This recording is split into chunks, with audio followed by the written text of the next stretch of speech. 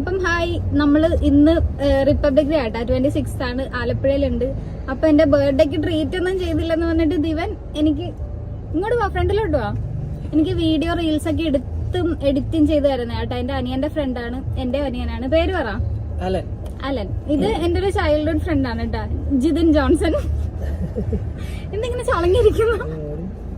അപ്പം ബർത്ത്ഡേക്ക് ഇവർക്ക് ബിരിയാണി വാങ്ങിച്ചു കൊടുക്കാൻ പോകട്ടോ. അപ്പൊ ബിരിയാണി വാങ്ങിച്ചു കൊടുത്തിട്ട് കാണിച്ചു രണ്ടും നല്ല കണക്കായി കൊണ്ട് ഇവിടെ ബിരിയാണി കഴിക്കാൻ വന്നപ്പോ കട ഷോപ്പ് ക്ലോസ്ഡ്.